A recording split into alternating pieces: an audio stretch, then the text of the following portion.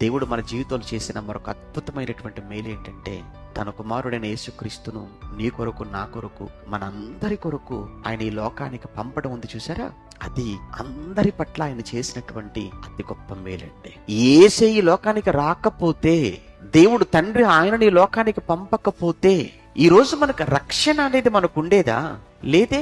అయ్యా, మా కోసం సూర్యుని చేశావు, మా కొరకు చంద్రుని చేశావు, మా కొరకు నక్షత్రాలను చేశావు, మా కొరకు ఆకాశాన్ని చేశావు, మా కొరకు నేలను చేశావు, మా కొరకు అన్ని చేసి చివరికి తల్లి గర్భంలో మాకు అవయవాలు ఇచ్చి జన్మనిచ్చి అన్ని చేసావు, బాగుంది. ఇవన్నీ మా కోసం చేసి చివరికి మరలా నువ్వు ప్రేమించిన నీ ప్రియకుమారుడిని యేసుక్రీస్తును కూడా మా కొరకు నువ్వు పంపి, మేము చేసిన అతిక్రమాలు, మేము చేసిన పాపాలు, మేము చేసిన అపరాధాలకు మళ్ళా నీ కుమారుణ్ణి సిలువలో నువ్వు చంపుకోవటంతో మాపై నీకున్న ప్రేమ ఎంత గొప్పదో నువ్వు చూపించావు. నిన్ను కాదని ఎక్కడికి వెళ్ళిపోతాం మేము? ఈ పాదాల దగ్గర పడి బతకటం తప్ప మాకు మరో దిక్కు లేదయ్యా అన్నంతగా ఆయన పాదాల దగ్గర పడి బ్రతకవలసిన మనిషి ఈరోజు దేవుడు నిర్లక్ష్య పెడుతున్నాడు అంటే, దేవుడు చేసినటువంటి మేలులకు మనం ఏమిచ్చినా మనం రుణాన్ని తీర్చుకోలేము.